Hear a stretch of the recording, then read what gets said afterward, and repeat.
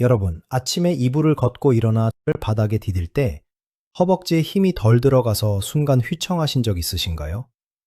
세수하러 걸어가는데 발걸음이 괜히 무겁고 부엌 의자에 한 번 더 앉았다가 움직이게 되는 날이 늘지는 않으셨나요? 손주가 놀이터에서 할머니 빨리 오세요. 할아버지 이것 좀 같이 해요 하고 손을 끌어도 마음은 가고 싶은데 다리가 먼저 겁을 냅니다. 계단 두어 층만 올라가도 숨이 가빠서 중간에 난간을 잡고 멈추게 되고 쪼그려 앉아 신발끈을 묶고 나면 허벅지 앞쪽이 당겨서 손으로 무릎을 짚고 일어나게 됩니다. 많은 분들이 이럴 때 이제 늙어서 그렇지 원래 나이 들면 다 이렇지 하고 넘기십니다. 그런데 저는 그 말이 가장 아쉬웠습니다. 안녕하세요. 30년 동안 어르신들 몸을 가까이에서 살펴본 시니어 건강 전문가입니다. 저는 큰 병만 병이 아니라고 늘 말씀드립니다.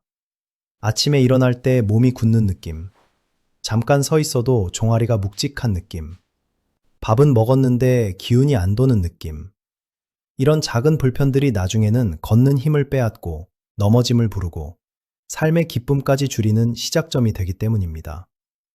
오늘은 시니어에게 단백질이 왜 그렇게 중요한지 아주 쉽고 구체적으로 말씀드리겠습니다. 어렵고 딱딱한 말은 빼고 식탁에서 바로 써먹을 수 있게 알려드릴 겁니다. 오늘 이야기 끝까지 들으시면 왜 나이 들수록 같은 밥을 먹어도 기운이 덜 나는지, 왜 살은 붙는데 힘은 줄어드는지, 그리고 밥상에서 무엇을 바꾸면 몸이 달라지는지 또렷하게 아시게 될 겁니다. 무엇보다 중요한 것은 비싼 것 먹는 법이 아닙니다. 매일 먹는 밥에서 어디를 바꿔야 하는지를 아는 것입니다. 이제 천천히 시작해 보겠습니다. 첫째 마디, 나이 들어 가장 먼저 무너지는 것은 다리 힘입니다. 어르신들이 가장 두려워하는 것은 큰 병 이름만이 아닙니다. 화장실 가려고 일어났는데 다리에 힘이 덜 들어 순간 중심을 잃는 일. 시장에 갔다 돌아오는 길에 횡단보도 불이 바뀔까봐 서둘렀는데 발이 마음만큼 따라오지 않는 일. 버스 손잡이를 잡고 서 있다가 차가 살짝만 흔들려도 몸이 뒤로 밀리는 일. 이런 것이 더 무섭습니다. 왜냐하면 이런 불편은 하루 이틀 아프고 끝나는 일이 아니라 생활 전체를 조용히 바꾸기 때문입니다. 사람은 걷는 힘이 줄면 밖에 나가는 횟수부터 줄어듭니다. 밖에 덜 나가면 햇빛도 덜 보고 사람도 덜 만나고 몸도 덜 씁니다. 몸을 덜 쓰면 다리와 허리 힘은 더 줄어듭니다. 그러면 더 안 움직이게 됩니다.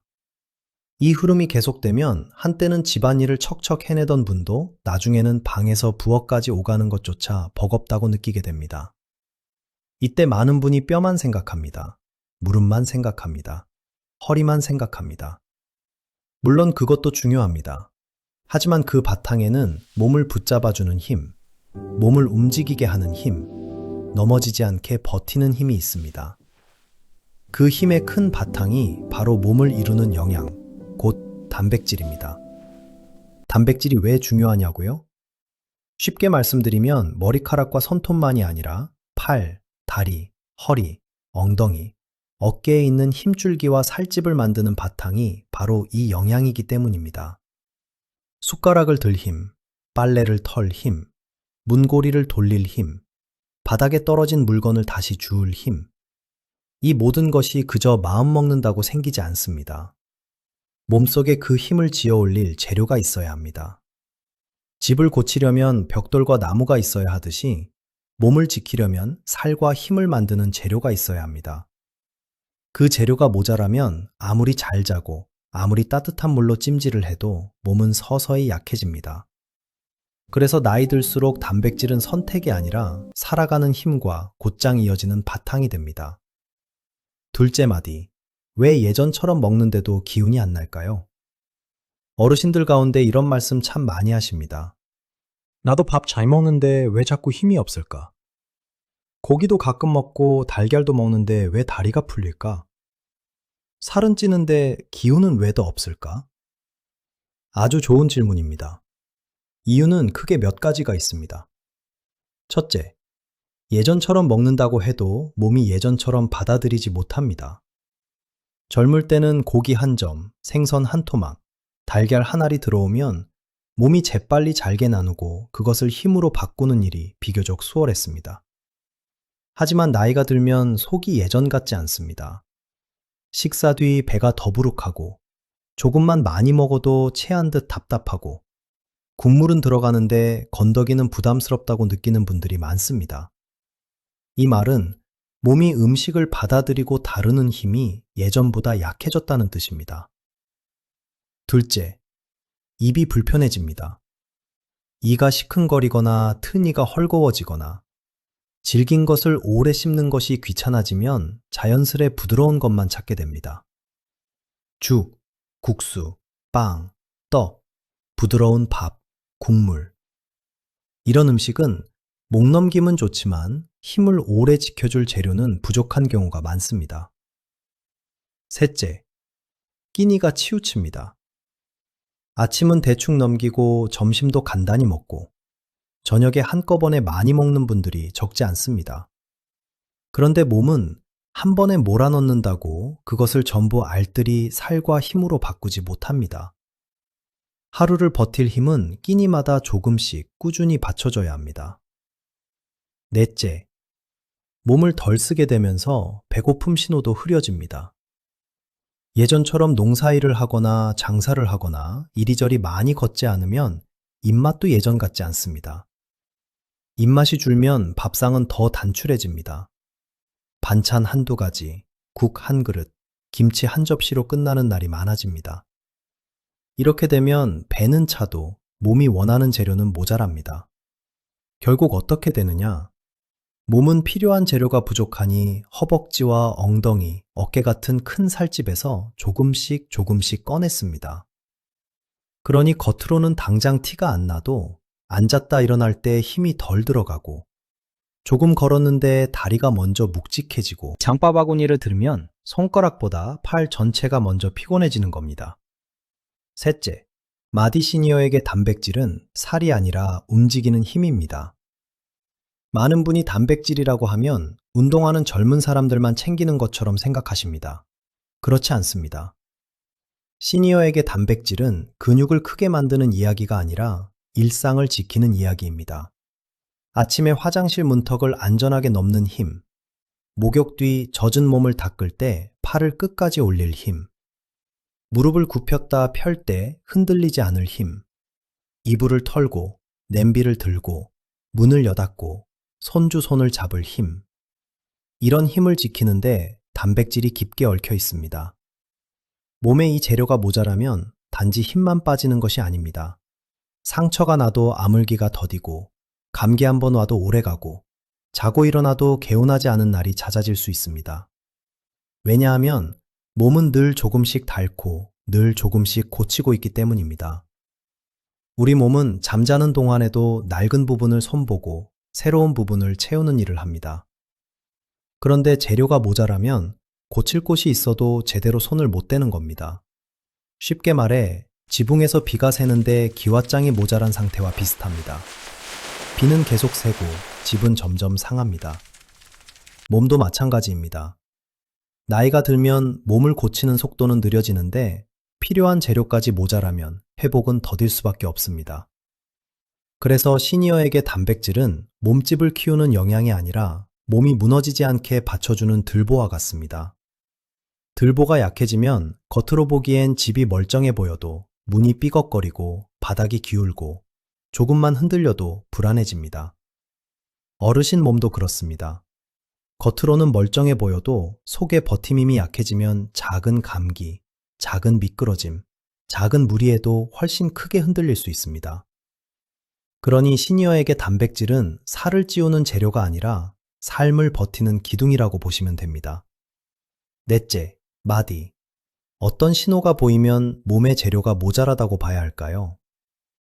이제 아주 현실적인 이야기를 드리겠습니다. 다음 가운데 여러 가지가 겹친다면 몸을 만드는 재료가 모자랄 수 있습니다. 아침에 일어나 허리를 펴는데 시간이 걸린다. 낮잠을 자지 않았는데도 오후만 되면 눈꺼풀이 무겁다. 소파나 바닥에서 일어날 때 손으로 무릎을 짚는다. 빨래 바구니를 들고 몇 걸음 못 가서 다시 내려놓는다. 시장 보고 돌아오면 발보다 허벅지가 먼저 후들거린다. 신발을 신으려고 허리를 숙이면 등보다 허벅지 뒤가 더 당긴다. 걸음을 걷는 속도가 예전보다 눈에 띄게 느려진다. 식사 뒤에 기운이 나는 것이 아니라 오히려 더 늘어지고 졸린다. 감기 뒤 회복이 유난히 오래 걸린다. 작은 일에도 내가 왜 이렇게 힘이 없지? 하는 생각이 든다. 이런 신호는 한 번에 크게 오지 않습니다. 조용히 옵니다. 그래서 더 놓치기 쉽습니다. 많은 분이 큰 통증이 없으면 괜찮다고 여깁니다. 그런데 힘이 빠지는 일은 아픈 것보다 먼저 올 때가 많습니다. 팔이 부러지면 바로 알 수 있지만 다리 힘이 서서히 줄어드는 것은 매일 조금씩 일어나기 때문에 내가 약해졌다는 사실을 늦게 깨닫습니다. 그래서 저는 몸이 보내는 작은 신호를 놓치지 마시라고 말씀드립니다. 특히 밥은 먹는데 힘이 없다. 쉬었는데도 개운하지 않다. 다리가 먼저 겁난다. 이 셋이 겹치면 반드시 식탁을 다시 들여다보셔야 합니다. 다섯째 마디. 무엇을 먹느냐보다 어떻게 먹느냐가 더 중요합니다. 이 부분이 참 중요합니다. 어르신들이 몸에 좋다는 말을 듣고 한꺼번에 몰아서 드시는 경우가 있습니다. 오늘은 고기를 많이 먹었으니 됐다. 주말에 생선 많이 먹었으니 됐다. 한 번에 챙겨 먹으면 되는 것 아니냐? 그렇게 생각하기 쉽습니다. 하지만 몸은 한꺼번에 들이붓는다고 그것을 모두 알뜰하게 쓰지 못합니다. 아침에 빈속으로 오래 있다가 점심도 간단히 먹고 저녁에 고기와 밥을 한꺼번에 많이 먹으면 속은 더부룩하고 몸은 오히려 지칩니다. 왜 그럴까요? 몸은 하루 종일 조금씩 힘을 써야 합니다. 일어나서 씻고, 걷고, 앉았다 일어나고, 물건을 들고, 집안일을 하고, 밤에는 몸을 다시 고쳐야 합니다. 그런데 재료를 하루 끝에 한꺼번에 넣어버리면 낮 동안 버티는 힘이 비게 됩니다. 그래서 아침이 중요합니다. 아침은 밤새 비어있던 몸에 다시 불을 지피는 때입니다. 아침에 밥만 조금, 김치 조금, 커피 한 잔으로 끝내면 몸은 재료 없이 하루를 시작하게 됩니다. 그러면 오전부터 다리에 힘이 덜 들어가고 집안일 몇 가지 했을 뿐인데 몸이 빨리 처집니다. 반대로 아침에 두부 반모, 달걀 한 알, 생선 한 토막, 콩 한 숟가락처럼 몸을 이루는 재료가 조금이라도 들어가면 오전 버팀힘이 달라집니다. 점심도 마찬가지입니다. 점심은 오전에 쓴 힘을 다시 채우는 때입니다. 국수 한 그릇, 빵 한 조각, 떡 몇 점으로 끝나면 배는 찰지 몰라도 몸은 다시 허전합니다. 저녁에는 낮 동안 다른 몸을 손보는 재료가 필요합니다. 그러니 끼니마다 조금씩 고르게 넣어주는 것이 훨씬 낫습니다. 한 번 더 말씀드립니다. 시니어에게는 많이 먹는 것보다 나누어 먹는 것이 더 중요합니다. 여섯째 마디. 시니어 밥상에 꼭 올려야 할 현실적인 먹거리. 이제부터는 식탁 이야기로 들어가겠습니다. 저는 어르신 밥상에서 가장 중요한 기준을 세 가지로 봅니다. 첫째, 씹기 너무 힘들지 않아야 합니다. 둘째, 속이 지나치게 부담스럽지 않아야 합니다. 셋째, 매일 또는 자주 올릴 수 있을 만큼 현실적이어야 합니다. 이 기준으로 보면 좋은 먹거리는 멀리 있지 않습니다. 먼저 두부입니다. 두부는 부드러워서 이가 불편한 분도 먹기 좋고 국에 넣어도 되고 부쳐도 되고 살짝 데쳐서 양념만 얹어도 됩니다. 아침에 밥상 차릴 때 두부 반모를 따뜻하게 데워 간장 조금, 들기름 조금, 파 조금 올려 드시면 속도 편하고 든든합니다. 다음은 달걀입니다. 달걀은 찜으로 해도 좋고 삶아도 좋고 국에 풀어도 좋습니다. 입맛 없을 때는 부드러운 달걀찜 하나만 있어도 끼니가 훨씬 낫습니다. 다만 달걀 하나만 믿고 하루를 버티는 것은 아쉽습니다. 다른 먹거리와 함께 곁들여야 합니다. 생선도 좋습니다. 특히 살이 부드럽고 가시를 잘 골라낼 수 있는 생선은 어르신 밥상에 큰 도움이 됩니다. 구울 때는 너무 바싹 굽지 말고 속이 마르지 않게 익혀야 먹기 편합니다. 찜으로 하거나 국으로 끓이면 더 부드럽게 드실 수 있습니다. 콩도 빼놓을 수 없습니다. 콩자반을 너무 딱딱하게 졸이지 말고 부드럽게 삶아서 드시면 좋습니다. 밥 지을 때 콩을 조금 섞거나 삶은 콩을 반찬으로 올리면 생각보다 밥상이 든든해집니다. 닭고기도 좋은 선택입니다. 질긴 부위보다 부드럽게 익혀 먹기 쉬운 쪽을 골라 푹 삶거나 잘게 찢어죽이나 국에 넣으면 입이 편한 분들도 수월하게 드실 수 있습니다. 소고기나 돼지고기도 좋지만 질기게 익히면 오히려 멀어집니다. 너무 오래 굽지 말고 국거리나 장조림도 부드럽게 삶아 결대로 찢어 드시는 것이 낫습니다. 우유나 떠먹는 요구르트 같은 것도 끼니 사이에 도움이 될 수 있습니다. 다만 이것만으로 한 끼를 때우는 것은 아쉽습니다. 반찬이나 밥과 함께 어울릴 때 더 좋습니다. 버섯도 좋습니다. 버섯은 씹는 맛이 부담스럽지 않으면서 다른 반찬과 함께 먹기 좋아 밥상에 올리기 쉽습니다.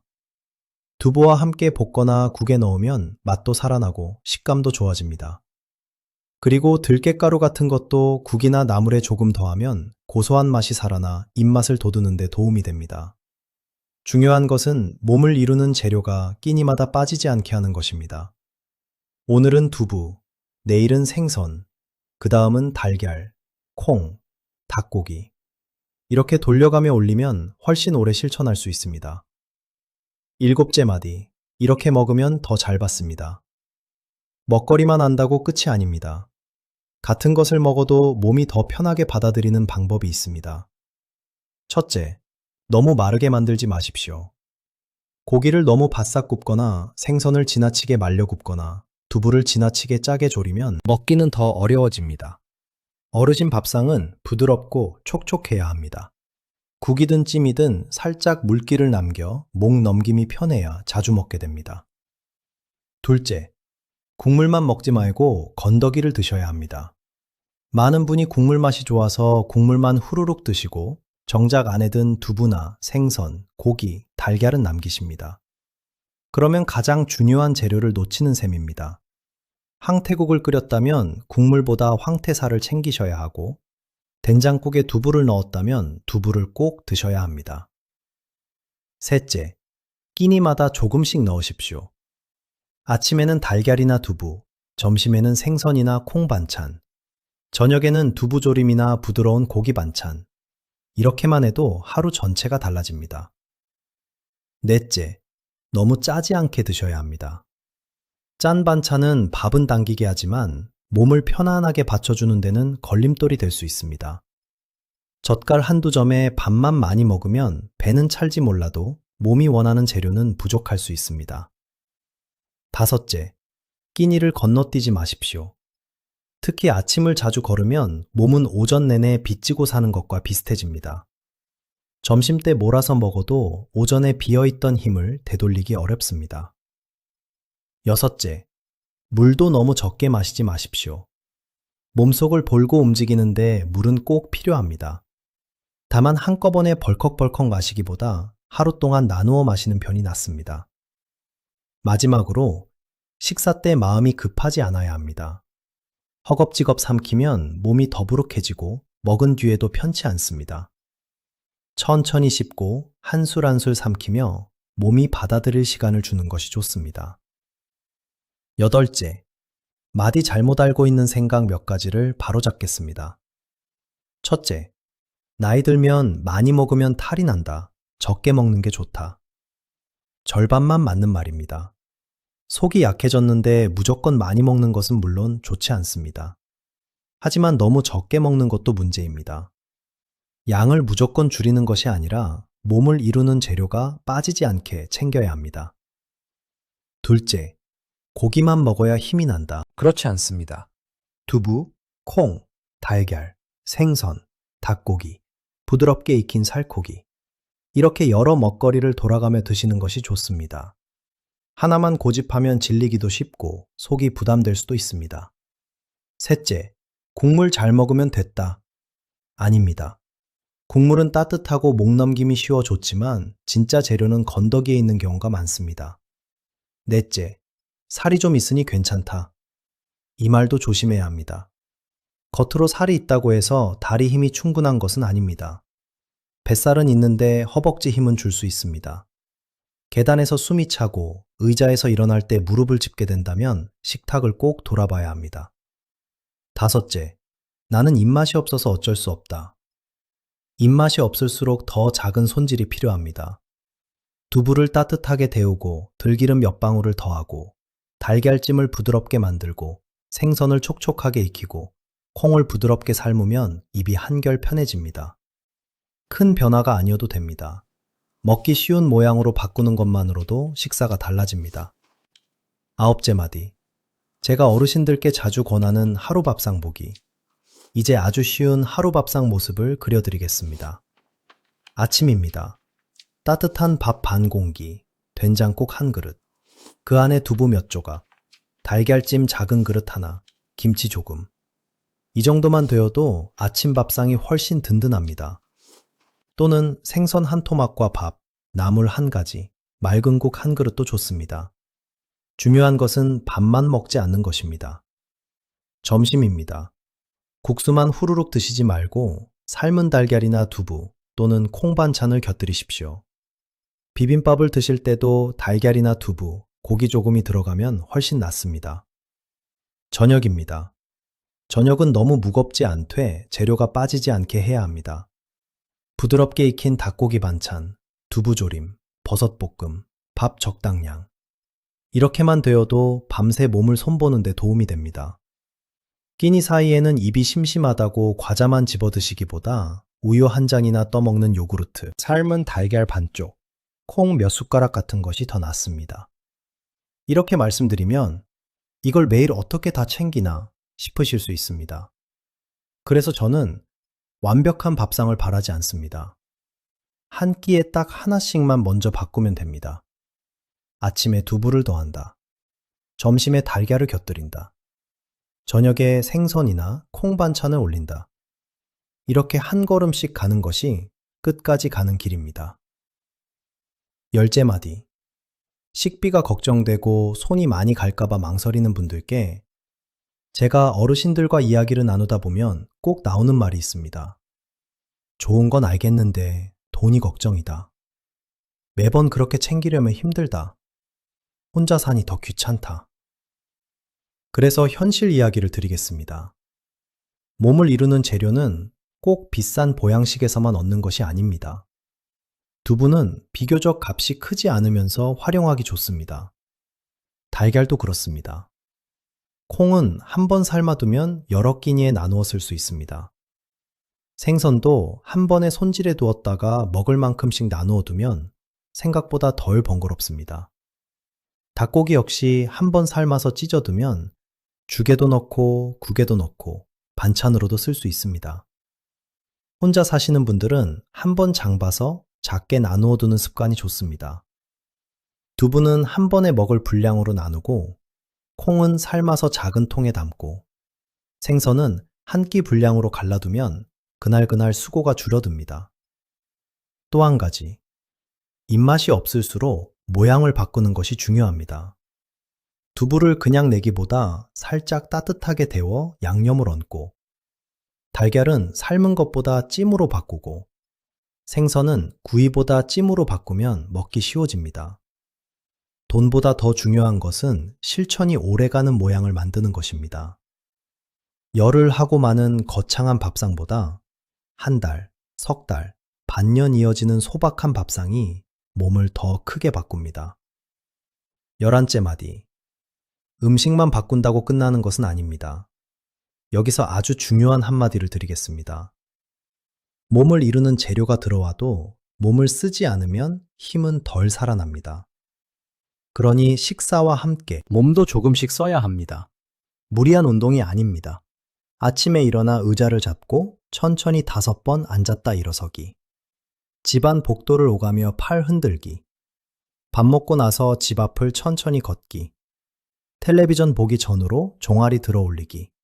이 정도만 해도 몸은 이 재료를 다리와 허리에 써야겠구나 하고 반응하기 시작합니다.